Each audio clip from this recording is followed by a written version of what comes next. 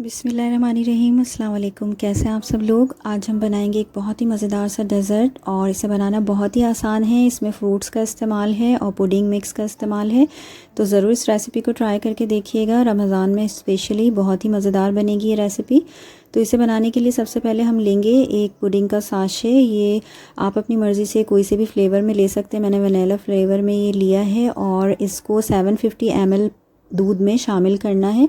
तो सबसे पहले मैंने इसका साशे जो है पूरा इसके अंदर एक पॉट में निकाल लिया है और 750 ml के बजाय मैं सिर्फ 500 ml दूध लूँगी ताकि ये थोड़ी थिक बने। हमें इसे थोड़ा सा थिक बनाना है, तो आप भी पुडिंग मिक्स पर जो इंस्ट्रक्शंस हों उससे थोड़ा सा कम दूध लीजिएगा ताकि ये बहुत अच्छे तरीके से जम जाए।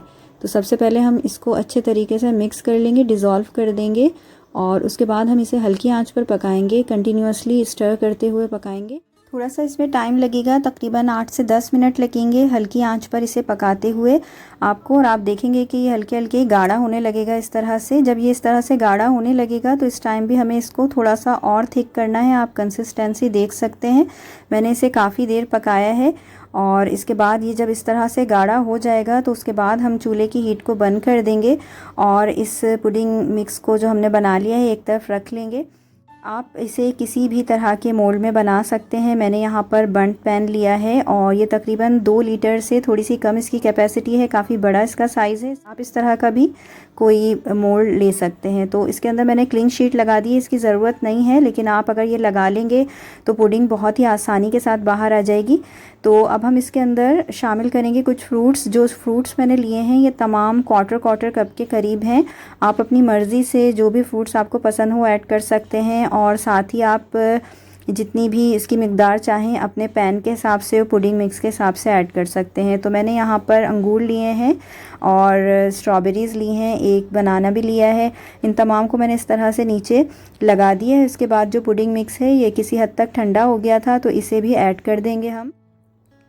पूरा ऐड करने के बाद हम इसे थोड़ा सा टैप करेंगे जो हमारा काउंटर है उसके ऊपर, ताकि ये अच्छे तरीके से नीचे तक चला जाए और तमाम अतराफ़ में ये बहुत अच्छा सा सेट हो जाए। इसको इस तरह से करने के बाद ऊपर भी हम क्लीन शीट लगा देंगे। इस चीज़ का ख्याल रखिएगा कि स्टीम निकल चुकी हो इसमें से। और इसके बाद हम इसे ऊपर लगाकर इस तरह से रेफ्रिजरेट करेंगे 2 से 4 घंटे, जितनी देर में ये अच्छे तरीके से जम जाए। आप ओवरनाइट भी इसे रख सकते हैं।